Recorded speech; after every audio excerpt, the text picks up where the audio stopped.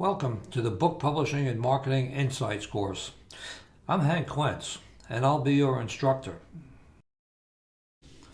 So, you wrote a book. Congratulations. Many people only dream about doing what you have done.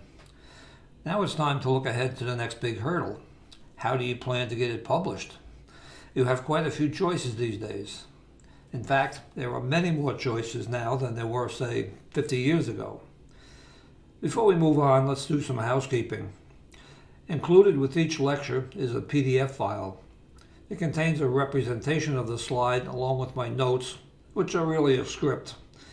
But the scripts are unedited. That means they have typos. The slides in the scripts may not exactly agree with the video lecture, but they are close. Let's explore each of these four options, since some of them may be unfamiliar to you. What? After all your hard work and sweat? You have to believe in yourself. You have to believe your manuscript is great and that someone, even lots of someones, wants to read it.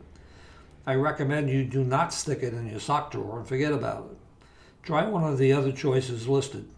You can have a successfully published book. This is the popular option, and many writers try this as their first choice.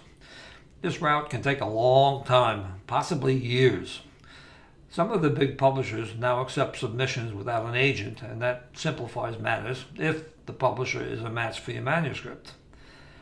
Indie publishers offer a slightly different path. Most of these smaller publishers don't rely on agents, so it's easier to get in touch with them.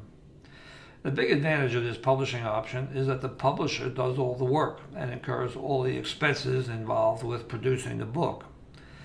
Some publishers will help with the initial marketing. Whether they do or not, the bulk of the marketing effort will fall on the author.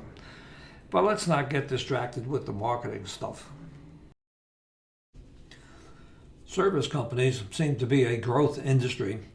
They're popping up all over the internet, and they have some controversy surrounding them. Their basic method of operation is that you pay them to produce and publish the book. That is the exact opposite of the previous option. And the cost to the author isn't pin money either. It's thousands of dollars. My concern about the service company is this. Vanity presses do the same thing.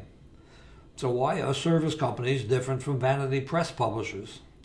I haven't heard a satisfactory answer to this question, and until I do, I won't be a service company fan. This option is increasingly popular with authors, both newbies and established ones.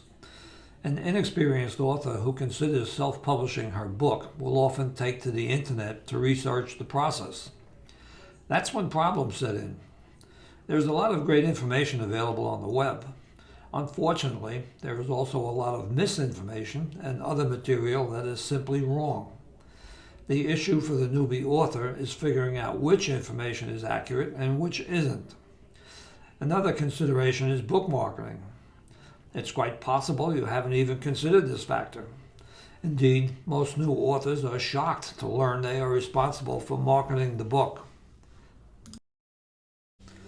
If you are thinking about self-publishing, then this lecture series will provide you with a wealth of information, since self-publishing and marketing your book is what this course is all about.